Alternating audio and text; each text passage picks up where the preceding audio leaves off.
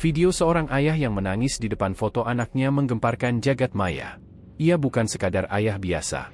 Ia adalah seorang prajurit TNI AD yang harus merelakan putra sulungnya, Prada Laki Namo, pergi untuk selamanya dengan cara yang tak wajar.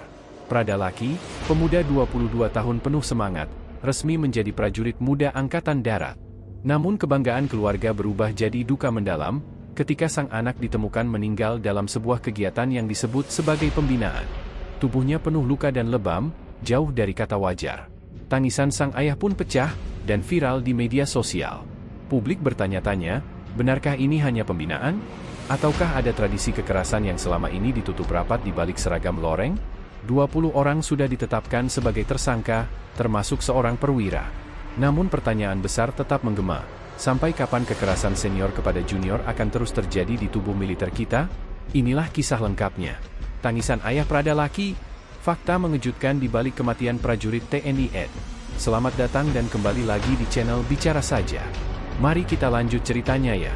Video berdurasi 1 menit itu beredar begitu cepat di jagat maya. Seorang pria berseragam TNI dengan wajah letih tampak duduk di ruang tamu rumah sederhana di Sumatera Utara. Tangannya bergetar memegang sebuah foto berbingkai kayu. Foto itu adalah potret seorang pemuda gagah berusia 22 tahun, memakai seragam loreng lengkap dengan senyum penuh semangat. Di sampingnya, seorang wanita paruh baya menangis histeris, memegangi kain hitam yang sudah basah oleh air mata. Pria itu adalah Sersan Mayor, Serma, Christian Namo, seorang prajurit aktif TNI Angkatan Darat. Sedangkan pemuda di dalam bingkai itu adalah putra sulungnya, Prada Laki Namo. Christian berulang kali menyeka wajahnya, namun air mata tak berhenti jatuh. Anakku, anakku, kenapa harus begini nasibmu? Gumamnya lirih, suaranya pecah di antara tangis. Video itu direkam oleh salah seorang kerabat yang tak tega melihat kondisi keluarga, lalu tanpa diduga tersebar luas di media sosial. Hanya dalam hitungan jam, video tersebut viral. Ribuan komentar membanjiri lini massa. Ada yang ikut menangis, ada yang marah, ada pula yang heran bagaimana mungkin seorang prajurit muda bisa meninggal dengan cara seperti itu. Kenapa bisa begini? Bukankah mereka dilatih, bukan disiksa? Tulis salah satu netizen. Di rumah duka, suasana penuh pilu. Karangan bunga duka cita berjejer di depan rumah kayu bercat biru muda itu. Tetangga-tetangga berdatangan, sebagian menyalami Christian, sebagian lagi memeluk Maria BR Sitepu, ibu Prada Laki, yang tubuhnya nyaris tak sanggup berdiri. Christian duduk terpaku, memandangi foto putranya yang disandarkan di meja kecil dengan lilin yang terus menyala. Bukan hanya kesedihan yang membungkus dirinya, tetapi juga pertanyaan besar, mengapa putra sulungnya, yang baru saja memulai karir sebagai prajurit TNI, harus berakhir di peti jenazah dengan cara yang tak wajar? Kenangan tentang Laki. Sejak kecil, Laki dikenal sebagai anak yang patuh. Ia tidak pernah banyak menuntut, bahkan sering mengalah demi adik-adiknya. Christian masih ingat, saat anaknya pertama kali bilang ingin jadi tentara. Ayah, aku ingin ikut jejak ayah. Aku ingin pakai baju loreng juga, kata Laki penuh semangat ketika duduk di bangku SMA. Bagi Christian, keinginan itu adalah kebanggaan. Meski ia tahu kerasnya hidup di militer, ia tidak pernah memadamkan cita-cita anaknya. Ia hanya berpesan, menjadi prajurit bukan sekadar soal seragam. Kau harus siap berkorban, menjaga rakyat, dan menjaga nama baik keluarga kita. Laki menjalani seleksi dengan penuh perjuangan. Ia pernah gagal sekali, namun tidak menyerah. Akhirnya, pada kesempatan kedua, ia berhasil diterima dan resmi menjadi Prada, prajurit 2 TNI AD. Hari itu, Christian tak mampu menahan air matanya. Ia memeluk anaknya erat-erat di depan markas sambil berbisik, "Ayah bangga padamu." Kabar duka yang menghantam. Namun kebanggaan itu runtuh seketika. Beberapa hari lalu, telepon berdering di rumah Christian. Seorang perwira memberi kabar singkat, Prada Laki mengalami insiden saat kegiatan pembinaan. Tanpa banyak kata, Christian dan istrinya langsung berangkat menuju rumah sakit militer di Jawa, tempat anaknya dirawat. Yang mereka temukan bukanlah wajah semangat yang mereka kenal, melainkan tubuh lemah penuh luka. Tangan Laki bengkak, ada memar di dada, dan wajahnya penuh lebam. Bagaimana mungkin ini hanya pembinaan? Ini penyiksaan, bisik Christian dengan suara tercekat saat itu. Tak lama berselang, napas Laki berhenti. Dunia seakan runtuh bagi Christian. Ia berdiri terpaku, lalu berteriak, "Anak saya bukan mati karena pembinaan. Anak saya dibunuh." Tangisan yang jadi simbol. Video tangisan Christian bukan sekadar rekaman duka, melainkan simbol luka mendalam. Tangisan itu menggema ke seluruh negeri, memantik diskusi besar tentang kekerasan di tubuh militer. Banyak netizen menuliskan doa dan dukungan. "Pak, semoga kuat. Kami bersama Bapak. Jangan biarkan kasus ini ditutup-tutupi." Ada pula yang membandingkan kasus Lucky dengan kejadian-kejadian sebelumnya, ketika prajurit muda meregang nyawa dalam kegiatan yang disebut pembinaan. Di media sosial, tagar keadilan untuk Prada Lucky mulai bergema. Latar belakang kasus. Menurut keterangan awal dari pihak TNI AD, Lucky meninggal saat menjalani kegiatan pembinaan rutin. Namun, penjelasan itu justru memicu gelombang pertanyaan. Jika benar pembinaan, mengapa tubuh Lucky penuh luka? Mengapa ada lebam yang jelas terlihat seperti bekas pukulan? Christian yang juga seorang prajurit senior tahu betul bedanya kelelahan karena latihan dengan bekas penganiayaan. Latihan memang keras, tapi bukan berarti harus menghilangkan nyawa. Ini jelas kekerasan. "Saya tidak akan diam," ucapnya di hadapan para wartawan yang datang meliput. Awal perlawanan. Sejak hari itu, Christian bertekad mencari keadilan untuk putranya. Ia tidak hanya berbicara sebagai seorang ayah yang kehilangan, tetapi juga sebagai prajurit yang merasa dikhianati oleh institusinya sendiri. Baginya, kematian Lucky bukan sekadar tragedi pribadi, melainkan gambaran kelam praktik kekerasan yang masih bercokol di balik seragam loreng. Tradisi senior memukul junior, dalih pembinaan yang berujung pada penganiayaan, semua itu adalah rahasia umum yang selama ini ditutup rapat. Namun kali ini berbeda. Tangisan seorang ayah yang juga seorang prajurit menggema ke seluruh negeri. Dan publik menolak untuk membiarkan kasus ini berlalu begitu saja. Di ruang tamu rumah sederhana itu, lilin-lilin kecil terus menyala di samping foto Prada Lucky. Christian masih duduk terpaku, dengan mata merah dan wajah yang dipenuhi amarah bercampur duka. Maria, istrinya, memeluk erat foto sang anak sambil menangis tanpa henti. Tangisan keluarga itu kini bukan hanya milik mereka sendiri. Tangisan itu sudah menjadi milik bangsa, sebuah seruan agar kebenaran dibuka, agar keadilan ditegakkan, dan agar tradisi kekerasan di tubuh militer benar-benar dihentikan. Dan itulah awal dari perjalanan panjang, mencari kebenaran di balik kematian Prada Lucky Namo.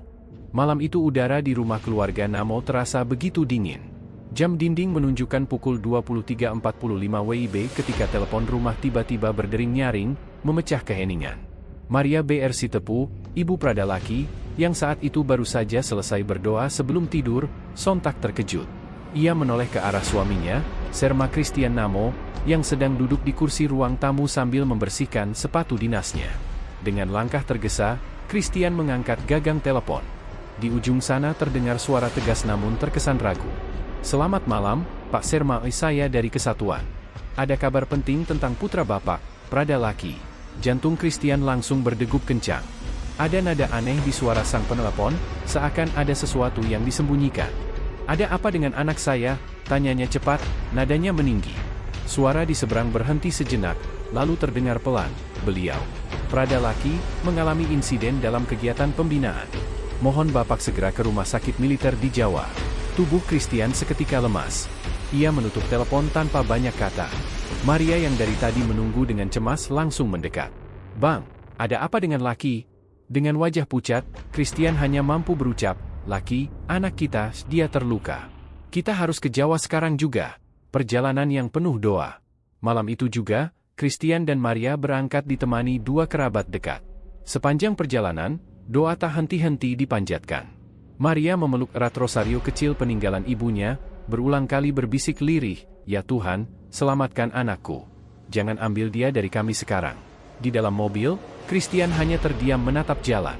Matanya merah, kepalanya penuh pikiran buruk. Ia sudah lama menjadi prajurit, sudah sering mendengar kabar junior yang menjadi korban kekerasan, meski tak pernah sepopuler ini. Jangan-jangan, gumamnya, namun buru-buru ia hentikan pikirannya sendiri. Pertemuan di rumah sakit. Sesampainya di rumah sakit militer, waktu sudah menunjukkan pukul 4 dini hari. Lorong rumah sakit sunyi, hanya terdengar langkah-langkah tergesa para perawat. Christian langsung menuju ruang perawatan intensif. Saat pintu dibuka, Maria menjerit. Prada Lucky terbaring lemah di ranjang rumah sakit. Wajahnya lebam, tangan kanannya bengkak, dan ada guratan luka di dada serta punggung. Selang infus menancap di tangannya, sementara mesin monitor jantung berdenting pelan. "Ya Tuhan, Lucky, kenapa kau seperti ini?" "Nak," tangis Maria pecah, tubuhnya hampir roboh ditopang kerabat. Christian mendekat, menggenggam tangan anaknya yang dingin. Air matanya jatuh satu persatu. "Nak, ayah datang. Bertahanlah. Ayah tahu kau kuat." Laki membuka matanya sebentar. Dengan napas tersengal, ia sempat melirik ke arah ayahnya. Bibirnya bergerak pelan, seakan ingin mengatakan sesuatu. Namun suara itu tertelan oleh rasa sakit yang luar biasa. Kematian yang merenggut. Tak lama kemudian, monitor jantung berbunyi cepat, lalu garisnya melandai lurus. Para perawat panik, berusaha melakukan pertolongan darurat. Namun semua terlambat. Prada laki menghembuskan napas terakhirnya di depan mata kedua orang tuanya. Maria menjerit histeris, terjatuh di lantai sambil memanggil nama putranya. Christian, yang selama ini dikenal tegas dan keras, roboh di samping ranjang. Ia memukul lantai, suaranya bergetar menahan amarah bercampur duka. "Anakku, kenapa kalian biarkan dia mati seperti ini?" Tangisan di ruang itu menggema, membuat beberapa perawat ikut menunduk sedih. Kecurigaan sang ayah. Usai kepergian laki, jenazahnya dibaringkan di ruang persemayaman rumah sakit. Christian berjalan mondar-mandir, wajahnya memerah. Ia melihat tubuh anaknya lebih jelas. Ada memar di perut, punggung penuh luka, bahkan ada bekas pukulan keras di rahang. Christian yang sudah puluhan tahun berpengalaman di dunia militer tahu betul, luka itu bukan akibat jatuh atau kelelahan latihan. Itu jelas bekas pukulan, bekas tendangan, bahkan mungkin pemukulan dengan benda tumpul. Dengan suara bergetar ia berkata kepada istrinya, "Ini bukan kecelakaan. Ini pembunuhan, Maria. Anak kita disiksa." Suasana rumah duka. Beberapa hari kemudian, jenazah Prada laki dibawa pulang ke kampung halamannya di Sumatera Utara. Rumah keluarga Namo dipenuhi pelayan. Tetangga, kerabat, dan rekan satu angkatan laki hadir, banyak di antaranya tak mampu menahan tangis melihat peti yang dihiasi bendera merah putih itu. Di ruang tamu, Christian duduk mematung di samping peti. Matanya sembab, suaranya parau. "Anakku tidak mati karena latihan. Dia mati karena dianiaya. Saya prajurit, saya tahu bedanya," katanya tegas saat beberapa wartawan mencoba mewawancarainya. Tangisan itu kembali direkam. Kali ini, videonya lebih panjang, memperlihatkan bagaimana seorang ayah kehilangan anaknya yang baru saja memulai hidup. Video itu kembali viral, membuat publik bertanya-tanya, apa sebenarnya yang terjadi pada Prada laki? Pertanyaan publik. Kabar kematian Prada laki menyebar luas. Di media sosial, masyarakat mempertanyakan banyak hal. Bagaimana mungkin di era modern, masih ada prajurit mati karena pembinaan? Kalau memang pembinaan, kenapa tubuhnya penuh luka? Apakah ini bagian dari tradisi kekerasan senior-junior di TNI? Tagar keadilan untuk Prada laki semakin ramai. Sejumlah aktivis HAM ikut bersuara, menuntut transparansi penuh dari pihak TNI AD. Awal tekanan publik. Kepala Dinas Penerangan TNI AD akhirnya buka suara dalam sebuah konferensi pers. Ia menjelaskan bahwa Prada laki meninggal saat kegiatan pembinaan fisik. Namun penjelasan itu justru memicu kekecewaan. Publik menilai pernyataan itu terlalu normatif dan tidak menjawab pertanyaan inti. Mengapa tubuh laki penuh luka? Christian, yang hadir sebagai keluarga, tidak tinggal diam. Dengan suara bergetar ia menantang pernyataan itu. Kalau itu disebut pembinaan, saya ingin tahu, bagian mana yang disebut melatih? Anak saya dipukuli, bukan dilatih. Jangan bodohi rakyat. Suasana konferensi pers tegang. Kamera televisi menyorot wajah Christian yang penuh air mata namun berapi-api. Sejak malam itu, duka keluarga Namo berubah menjadi perlawanan. Mereka tidak hanya berduka, tetapi juga menuntut keadilan. Tangisan Maria, amarah Christian, dan tubuh Prada laki yang penuh luka menjadi saksi bisu sebuah tragedi kelam.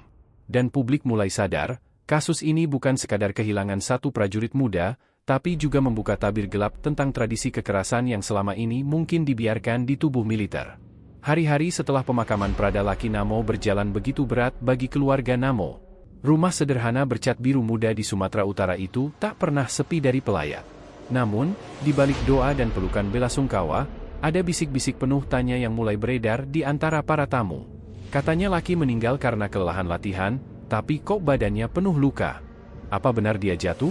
Atau ada yang menghajar dia? Bisik-bisik itu perlahan membesar, hingga menjadi desas-desus yang menyebar keluar kampung, bahkan menembus layar media sosial dan pemberitaan nasional. Fakta-fakta kecil mulai muncul satu demi satu, seakan ingin membongkar apa yang sebenarnya terjadi. Luka yang tak bisa disembunyikan.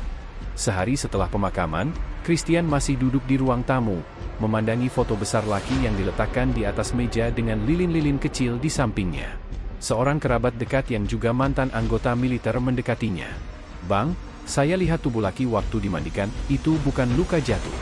Itu luka dipukuli," bisiknya. Christian menoleh, matanya merah. "Saya tahu. Dari awal saya sudah tahu. Itu bukan latihan, itu penganiayaan." Kerabat itu mengangguk pelan. "Kalau benar begitu, berarti ada yang berusaha menutupinya." "Bang, kau harus berani bicara." Saksi dari dalam barak. Tak lama setelah itu, seorang rekan satu angkatan laki memberanikan diri menghubungi Christian secara diam-diam. Suaranya bergetar ketika berbicara lewat telepon. "Pak, saya mohon jangan sebut nama saya. Tapi saya harus bilang, waktu pembinaan itu, laki diperlakukan kasar. Dia ditendang, dipukul, bahkan dipaksa push up sampai pingsan. Bukan cuma laki, Pak. Beberapa teman lain juga dipukul, tapi laki yang paling parah." Christian mengepalkan tangannya. Hatinya seperti terbakar. "Kenapa kau baru bicara sekarang?" "Pak, saya takut. Di barak, siapapun yang melawan senior bisa jadi sasaran. Tapi setelah lihat Bapak menangis di televisi, saya nggak tahan diam." Air mata Christian jatuh lagi. Kini ia punya alasan kuat untuk percaya, kematian laki bukan musibah, melainkan kejahatan. Autopsi yang mencurigakan. Beberapa hari kemudian, keluarga mendapat salinan hasil medis dari rumah sakit militer. Dokumen itu menjelaskan penyebab kematian laki sebagai gagal jantung akibat kelelahan fisik. Namun, salah satu dokter muda yang bekerja di rumah sakit itu diam-diam menemui Christian. "Pak, saya ikut dalam tim medis malam itu. Jujur, kami menemukan banyak memar di tubuh almarhum. Tapi laporan resmi hanya menulis kelelahan fisik. Saya nggak bisa bilang banyak, tapi ini lebih dari sekadar kelelahan." Christian terdiam. Ia menatap langit-langit rumah sakit, lalu berkata pelan, "Terima kasih, Dok. Kau sudah jujur. Kebenaran ini tidak akan saya biarkan mati." Tekanan publik. Kabar soal luka-luka di tubuh laki menyebar luas. Media mulai menulis berita dengan judul-judul tajam. "Tubuh Prada laki penuh memar, benarkah sekadar kelelahan latihan?" "Ayah Prada laki tantang TNI Ed buka fakta sebenarnya." "Kematian Prada laki, luka lama kekerasan di militer." Di media sosial, ribuan orang ikut bersuara. Banyak mantan prajurit bercerita pengalaman mereka sendiri. Ada yang pernah dipukul, ditendang, bahkan disiksa oleh senior saat pembinaan. Cerita-cerita itu membuat publik semakin yakin bahwa kasus laki hanyalah puncak dari gunung es tradisi kekerasan di tubuh TNI. Tagar keadilan untuk Prada laki menjadi trending nasional. Reaksi TNI Ed. Di tengah gempuran media dan tekanan publik, pihak TNI Ed akhirnya menggelar konferensi pers. Kepala Dinas Penerangan TNI Ed tampil di hadapan kamera. Dengan wajah tenang, ia menyampaikan, "Kami turut berduka cita atas wafatnya Prada laki Namo. Perlu kami tegaskan, saat ini sudah dilakukan penyelidikan.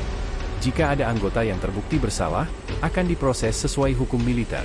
Namun, pernyataan itu terasa menggantung.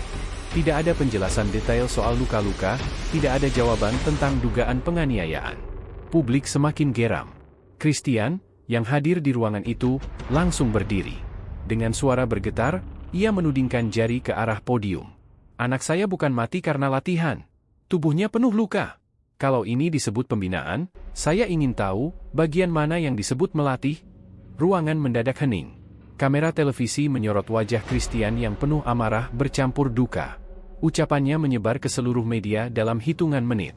20 orang diperiksa. Tak lama setelah kejadian itu, kabar mengejutkan muncul. TNI Ed menyatakan telah memeriksa 20 prajurit yang terlibat dalam kegiatan pembinaan hari itu.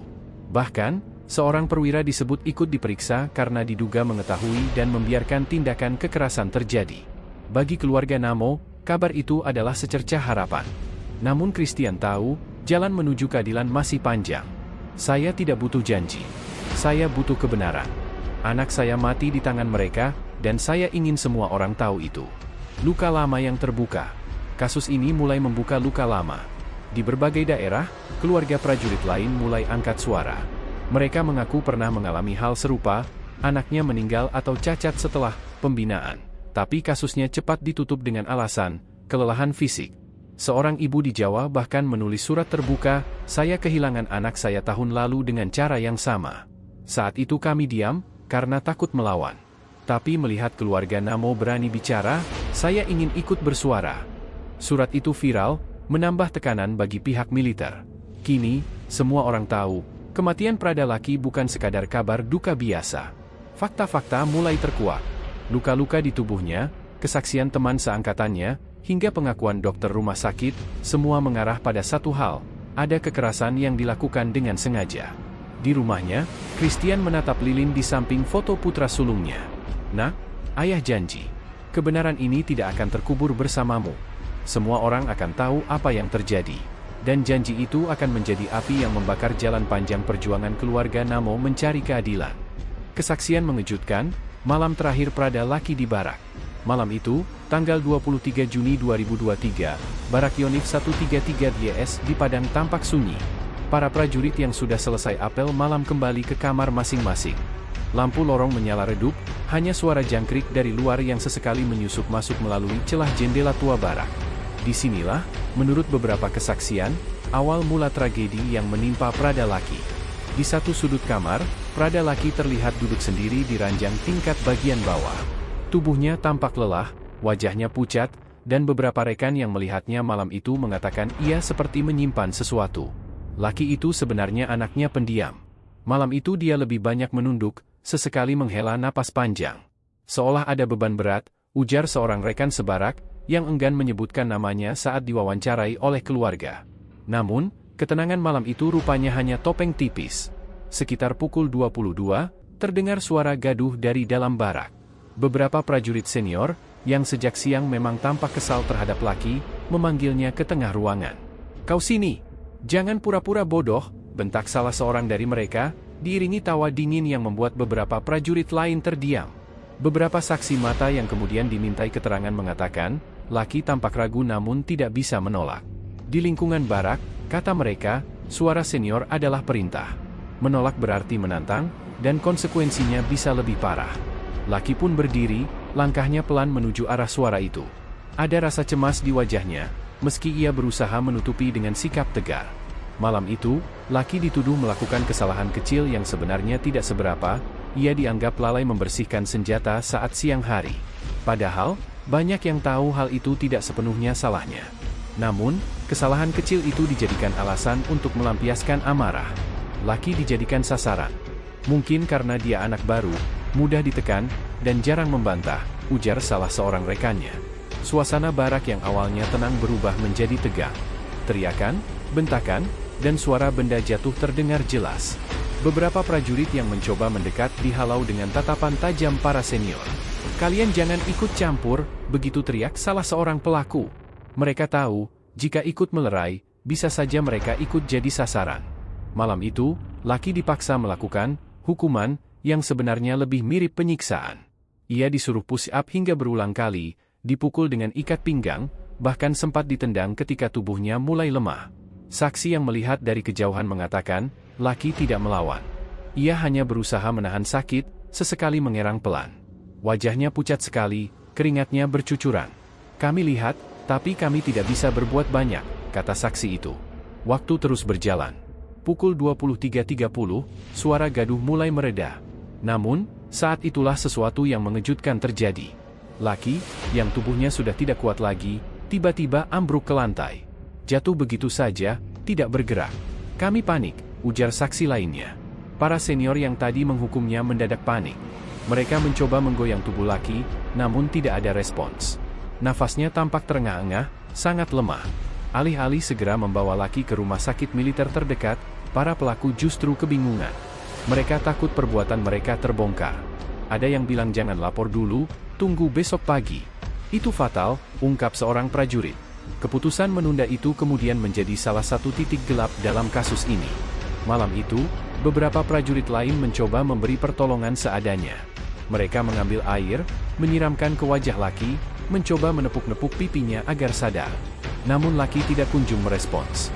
Tubuhnya semakin dingin, napasnya semakin tipis. Ada ketakutan yang luar biasa di wajah para saksi. Mereka menyadari, sesuatu yang buruk sedang terjadi. Keesokan paginya, berita duka itu mengguncang barak. Prada Lucky dinyatakan meninggal dunia. Kabar itu cepat menyebar ke keluarga. Ayahnya, Serma Christian Namo, yang saat itu sedang berdinas di daerah lain, langsung syok. Bagaimana mungkin? Anak saya sehat, anak saya kuat, kenapa tiba-tiba meninggal di barak? Teriaknya penuh amarah ketika menerima telepon. Namun yang lebih mengejutkan adalah ketika Christian tiba di rumah sakit untuk melihat jenazah putranya. Tubuh laki penuh lebam, luka memar di dada, punggung, bahkan wajahnya. Ada bekas tendangan, pukulan, dan luka yang jelas bukan akibat kecelakaan biasa. Saya tentara, saya tahu mana luka jatuh, mana luka pukul. Ini jelas karena dianiaya, kata Christian dengan suara bergetar, menahan tangis sekaligus amarah. Fakta ini menjadi semakin mengerikan ketika sejumlah prajurit junior mulai buka suara. Mereka bercerita tentang malam terakhir laki, tentang bentakan, tentang hukuman yang berlebihan. Meski awalnya takut, tekanan dari hati nurani membuat beberapa di antara mereka berani bersaksi. Kami tidak kuat lihat laki diperlakukan begitu. Dia orang baik, tidak pernah macam-macam, kata seorang saksi. Keterangan-keterangan ini membuat keluarga semakin yakin bahwa kematian laki bukanlah kecelakaan biasa, melainkan akibat penganiayaan sistematis. Ayahnya, Christian Namo, pun semakin murka. Kalau negara tidak bisa menegakkan keadilan, saya yang akan menuntut dengan cara saya sendiri. Nyawa anak saya tidak bisa diganti dengan apapun, ucapnya lantang di depan awak media.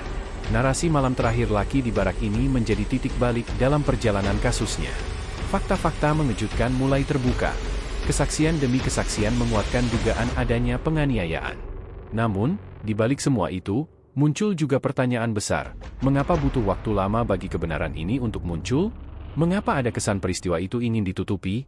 Barak yang malam itu menjadi saksi bisu kini menyimpan trauma mendalam.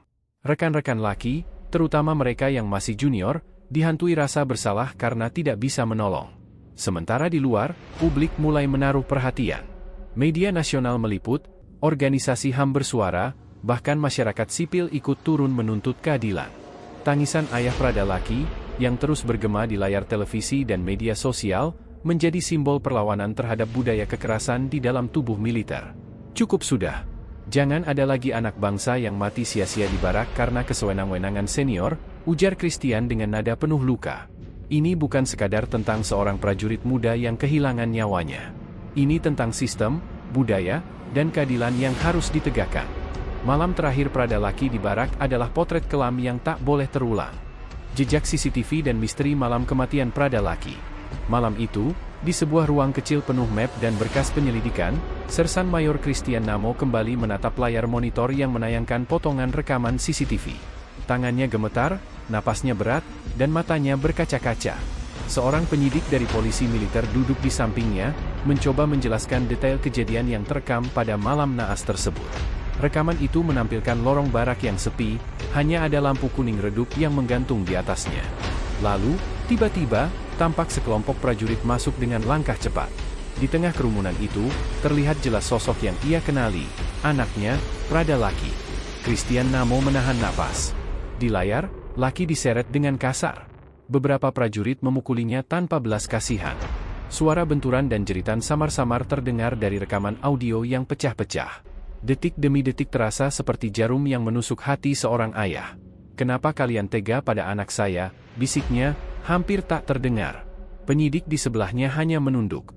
Mereka tahu, rekaman ini bisa menjadi bukti penting. Tapi, ada yang aneh. Beberapa bagian rekaman terlihat seperti dipotong. Adegan ketika laki jatuh dan terkapar, tiba-tiba terputus. "Pak, ada kemungkinan rekaman ini sudah diedit," kata penyidik itu pelan. Christian menoleh dengan tatapan tajam. "Diedit? Siapa yang berani mengotak-atik bukti kematian anak saya?" Ia merasakan amarah bercampur putus asa. Ada kekuatan besar yang seolah berusaha menutupi kebenaran. Namun, sebagai ayah dan juga prajurit senior, ia bertekad tidak akan membiarkan kasus ini menghilang begitu saja. Di kampung halamannya, keluarga besar laki terus menanti kabar keadilan. Ibunya sudah jatuh sakit karena terus menangis. Adik-adik laki tak berani bertanya banyak, tapi mereka menyimpan rasa rindu yang dalam. Setiap malam, rumah kecil itu hanya diisi doa agar kebenaran segera terungkap. Sementara itu, kabar tentang rekaman CCTV yang bocor mulai beredar di kalangan internal TNI. Beberapa prajurit junior diam-diam membicarakannya, merasa takut sekaligus marah. Mereka tahu betul bagaimana kerasnya kehidupan di barak, tapi tidak ada yang menyangka bahwa kekerasan bisa berujung pada nyawa. Bagi Christian Namo, malam itu menjadi titik balik. Ia tidak lagi hanya seorang ayah yang berduka, tapi juga seorang saksi yang menyimpan bukti penting. Rekaman CCTV itu adalah kunci untuk membuka misteri di balik kematian Lucky. Namun ia sadar, perjuangan ini tidak akan mudah. Ada pihak-pihak yang mungkin akan berusaha membungkamnya. Lucky, ayah janji, meski harus melawan arus, meski harus melawan siapapun, kebenaran ini tidak akan terkubur, ucapnya lirih sambil menatap layar monitor yang menampilkan wajah anaknya untuk terakhir kali. Tangisan ayah itu bergema di ruang penyelidikan, bercampur dengan suara samar dari rekaman CCTV. Malam kematian Prada Lucky bukan lagi sekadar tragedi, melainkan sebuah misteri besar yang mulai terbuka sedikit demi sedikit. Hujan deras mengguyur halaman rumah sederhana keluarga Namo di Binjai malam itu. Di teras, Sherma Christian Namo duduk diam, memegang secari kertas yang baru saja ia temukan dari dalam tas kecil milik putranya, Prada Lucky. Tangannya bergetar. Matanya nanar. Surat itu singkat, tapi menyimpan luka yang dalam. Ayah, ibu, jika suatu hari aku tidak pulang, jangan salahkan diriku. Aku hanya ingin menjadi kebanggaan kalian. Maafkan Lucky. Tulisan tangan itu seakan menyalakan kembali bara amarah sekaligus kesedihan di dada seorang ayah yang masih berkabung. Bagaimana mungkin putranya sempat menulis surat seperti itu, seolah sudah merasakan ajal akan menjemput. Suara terakhir dari barak. Beberapa hari sebelum kematian Lucky, ada kisah yang baru terungkap. Seorang prajurit rekan satu angkatan, sebut saja Prada Bima, akhirnya berani berbicara kepada keluarga Namo. Dengan wajah pucat dan suara bergetar, ia mengaku sempat mendengar teriakan Lucky di malam sebelum tragedi. Dia sempat menjerit, "Pak, saya dengar jelas, suara itu dari gudang belakang barak. Tapi kami tidak bisa berbuat apa-apa, karena senior berjaga di depan pintu," ucap Bima dengan mata berkaca-kaca. Sherma Christian terdiam, rahangnya mengeras. Kesaksian itu bagaikan pisau yang menusuk jantungnya. Bagaimana mungkin seorang prajurit muda berteriak minta tolong di lingkungan baraknya sendiri, sementara rekan-rekan seangkatannya hanya bisa membisu karena takut pada senior? Malam terakhir Prada Lucky. Dari potongan kesaksian itu, terbentuk gambaran menyeramkan tentang malam terakhir Lucky. Malam yang bukan diwarnai tawa persaudaraan tentara, melainkan teror dan penganiayaan. Bima mengaku mendengar suara benda keras jatuh, teriakan kesakitan, bahkan bunyi tamparan berulang kali. Lalu sunyi. Hening yang mencekam. Setelah itu, Lucky tidak pernah terlihat hidup lagi. Di hadapan keluarga, Bima menangis. "Saya ingin jujur, Pak, tapi kami semua dibungkam. Ancaman itu nyata. Kami dibilang kalau buka mulut, nasib kami sama." Sherma Christian menatapnya lekat, lalu menepuk bahu pemuda itu. "Kamu sudah cukup berani, Nak. Suaramu akan jadi bukti bahwa anak saya bukan mati wajar, tapi dibunuh." Jejak misterius di HP Lucky. Tak berhenti sampai di sana, ayah Lucky kembali menemukan hal lain yang membuat bulu kuduknya merinding. Dari ponsel sang anak, ada catatan suara yang direkam diam-diam. Rekaman berdurasi 27 detik itu hanya berisi suara napas terengah-engah, disertai kalimat lirih. "Kalau aku tidak kuat lagi, tolong sampaikan pada ayah, aku cinta sama dia." Suara itu jelas suara Lucky. Lirih, lemah, seakan direkam dalam kondisi luka parah. Sherma Christian mendengarkannya berulang kali. Air matanya jatuh tanpa bisa dibendung. "Nak, kenapa ayah tidak ada di sampingmu waktu itu?" gumamnya. Rekaman itu kini disimpan rapi sebagai bukti, dan sebagai pengingat luka batin yang tak akan pernah sembuh. Kecurigaan yang makin menguat. Dengan ditemukannya surat dan rekaman suara tersebut, kecurigaan keluarga Namo semakin menguat. Kematian Prada Lucky bukanlah musibah biasa, melainkan hasil kekerasan yang sudah direncanakan. Tetangga sekitar pun mulai ikut resah. Malam-malam di Binjai dipenuhi bisik-bisik tentang nasib tragis Lucky. Banyak yang berani berkata, ada yang janggal. Tidak mungkin tentara muda sehat bisa meninggal begitu saja di baraknya. Namun, pihak yang bertanggung jawab masih bungkam. Penyidikan yang berjalan lamban membuat kecurigaan itu semakin besar. Amarah ayah yang tak bisa dibendung. Di malam penuh hujan itu, Sherma Christian berdiri di halaman rumah, menggenggam surat Lucky erat-erat. Suaranya lantang menembus derasnya hujan.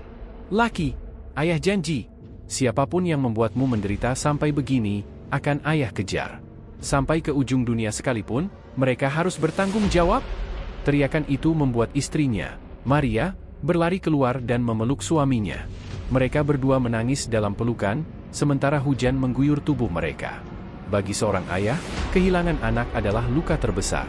Tapi bagi Sherma Christian, luka itu berubah menjadi tekad. Ia berjanji, air mata tidak akan sia-sia. Suara laki, meski lirih dalam rekaman, akan menjadi teriakan kebenaran yang mengguncang institusi tempat ia mengabdi puluhan tahun. Misteri surat dan rekaman suara terakhir Prada Laki kini menjadi bukti bahwa tragedi ini bukanlah sebuah kebetulan. Semakin lama, semakin jelas bahwa ada pihak yang ingin menutupi kebenaran. Namun satu hal pasti, keluarga Namo tidak akan pernah berhenti. Mereka tidak hanya mencari keadilan, tapi juga ingin memastikan tidak ada lagi prajurit muda yang bernasib sama seperti Laki. Air mata seorang ayah kini telah berubah menjadi bara. Dan bara itu semakin lama semakin membesar, siap membakar tembok kebisuan yang mencoba menghalangi kebenaran. Suasana malam di Pematang Siantar semakin mencekam. Di rumah duka, Serma Christian Namo masih duduk di kursi kayu di teras. Rokoknya sudah hampir habis, namun matanya tetap kosong, memandang ke arah jalan gelap yang sepi. Angin malam membawa hawa dingin, seakan ikut merasakan getir yang sedang ia derita. Beberapa jam sebelumnya, ia baru saja didatangi seorang tamu misterius, seorang prajurit muda yang wajahnya penuh ketakutan. Dengan suara bergetar, ia menceritakan bahwa Prada Laki bukan meninggal karena kecelakaan latihan atau sakit, melainkan karena dikeroyok oleh seniornya sendiri di barak. Kata-kata itu bagai petir yang menyambar hati Serma Christian. Namun malam itu, satu kejutan lain datang. Pukul 11 malam, seorang pria parubaya bernama Bapak Surya, yang dikenal sebagai mantan sipir di salah satu rumah tahanan militer, datang tergopoh-gopoh ke rumah duka. Ia membawa sebuah kabar yang lebih mengerikan. "Pak Christian," ucapnya sambil menunduk dalam-dalam. "Saya tidak tahan lagi. Ada sesuatu yang harus Bapak ketahui. Kebenaran tentang kematian anak Bapak, itu lebih rumit daripada yang diberitakan." Christian menoleh, matanya merah dan penuh amarah. "Apa maksudmu, Surya? Jangan main-main dengan saya. Anak saya mati. Kalau kau hanya bawa gosip, lebih baik keluar dari rumah ini." Surya menelan ludahnya. Ia mengeluarkan sebuah buku catatan lusuh dari tas kainnya, lalu meletakkannya di atas meja. "Saya pernah bertugas di rumah tahanan militer, Pak. Dan beberapa hari sebelum kematian Prada Laki, ada bisikan di kalangan tahanan. Katanya, ada seorang prajurit junior yang ditargetkan akan dihukum secara brutal oleh kelompok senior karena dianggap melanggar kode diam. Junior itu adalah anak Bapak sendiri." Hening menyelimuti ruangan. Ibu Laki yang duduk di dekat peti jenazah menutup mulutnya, menahan isak tangis. Sementara itu, Christian mengepalkan tangannya hingga uratnya menegang. "Jadi, ini sudah direncanakan?" Surya mengangguk pelan. "Ada indikasi begitu. Saya tahu karena salah satu tahanan yang dulu pernah jadi ajudan seorang perwira, mendengar langsung percakapan itu. Mereka menyebut nama Laki, katanya dia dianggap terlalu banyak tahu soal praktik ilegal di markas. Katanya, dia mendengar sendiri seniornya melakukan sesuatu yang tidak boleh didengar seorang prajurit bawahan." Christian menunduk, tubuhnya bergetar hebat. Kepalanya penuh pertanyaan, praktik ilegal apa yang didengar anaknya? Apa yang begitu besar hingga nyawa anaknya harus melayang? Surya melanjutkan, suaranya semakin lirih. "Saya tidak punya bukti langsung, tapi catatan di buku ini berisi potongan kesaksian dari beberapa orang. Mereka menyebut ada kegiatan gelap di markas. Perdagangan barang ilegal, mungkin juga penyalahgunaan kekuasaan." Laki, sialnya, mendengar percakapan itu saat tak sengaja lewat. Tangisan kembali pecah di ruang duka. Para tetangga yang ikut berjaga terdiam, beberapa bahkan menutup wajah mereka karena tidak kuasa mendengar cerita itu. Namun, di tengah kepedihan, Christian mulai merasakan sesuatu.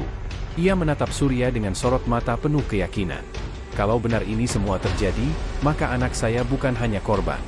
Dia adalah saksi. Mereka bunuh dia karena ingin bungkamkan kebenaran. Dan itu artinya, saya tidak boleh diam." Malam itu, setelah semua orang bubar, Christian duduk sendirian di depan peti jenazah Laki.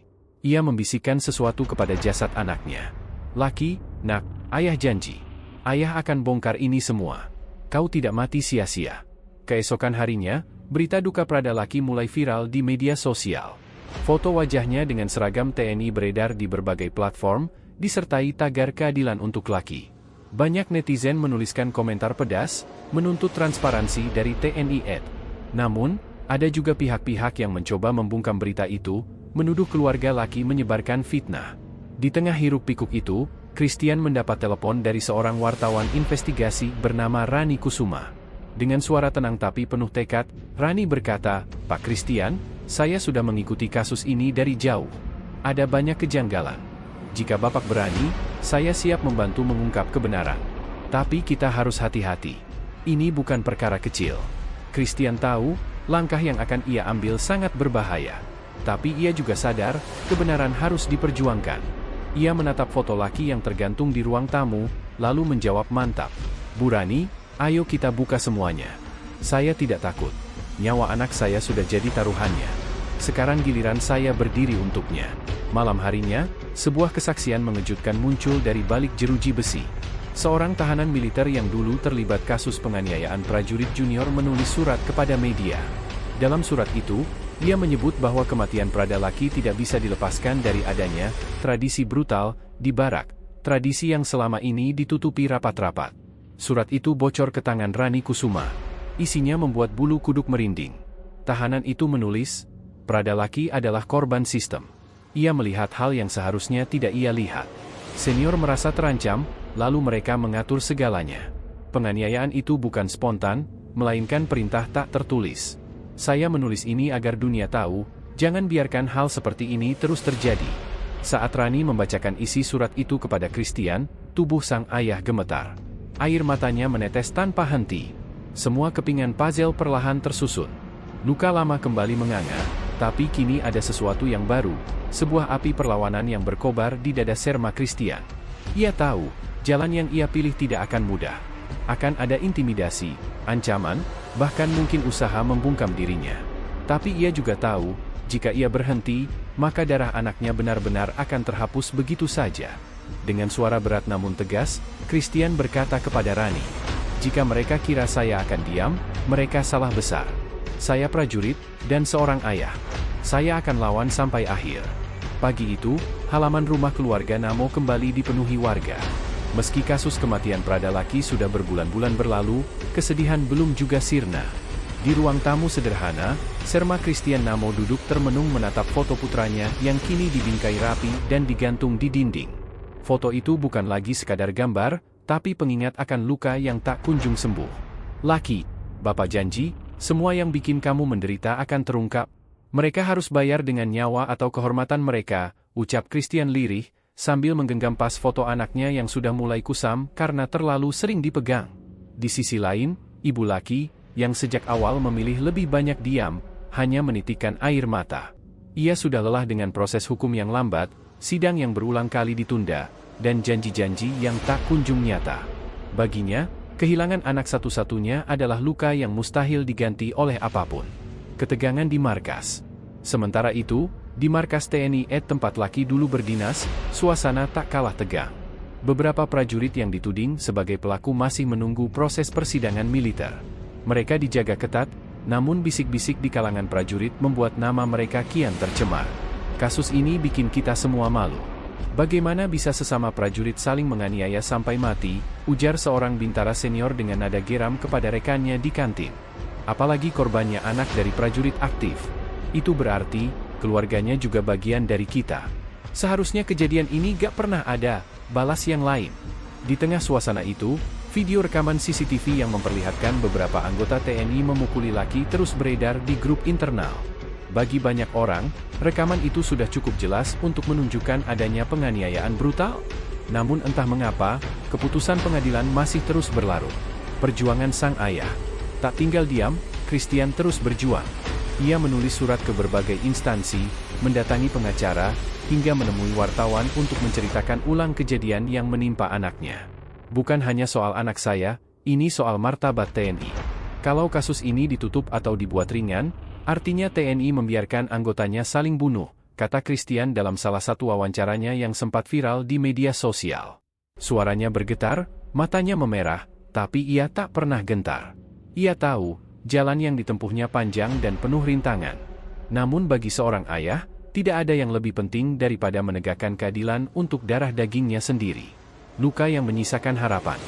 Di malam hari, ketika suasana rumah sudah sepi, Christian sering termenung di depan kamar Laki yang kini dibiarkan kosong. Seragam loreng, sepatu boots, dan buku catatan latihan milik Laki masih tersimpan rapi. Bau khas keringat prajurit muda itu seakan masih menempel. Kadang Christian tersenyum getir, teringat cerita laki tentang mimpinya ingin naik pangkat cepat agar bisa membanggakan keluarga. Kadang pula ia menangis, menyesali kenapa ia tak bisa melindungi anaknya meski dirinya seorang prajurit senior. "Bapak prajurit, kamu juga prajurit. Tapi bapak gagal jaga kamu, nak," bisiknya lirih. Namun setiap kali rasa putus asa datang, ia kembali menguatkan hati. Ia yakin, doa yang terus dipanjatkan, perjuangan yang terus dilakukan, dan dukungan dari banyak pihak suatu hari akan membuahkan hasil. Titik balik. Narasi ini mencapai puncak ketika kabar muncul bahwa persidangan internal akan memasuki tahap akhir. Publik menanti dengan tegang, keluarga korban berdoa dengan penuh harap, dan para pelaku mulai merasakan ketakutan. Apakah keadilan benar-benar akan ditegakkan? Atau justru kebenaran kembali terkubur dalam-dalam di balik tembok kokoh sebuah institusi besar? Pertanyaan itu terus bergema, baik di hati Christian maupun di benak masyarakat luas. Yang pasti, meski keadilan mungkin tertunda, doa seorang ayah untuk putranya tidak akan pernah padam. Dan tangisan itu, tangisan seorang prajurit yang kehilangan darah dagingnya, akan selalu menjadi pengingat bahwa di balik seragam loreng, mereka tetaplah manusia yang punya hati, cinta, dan luka.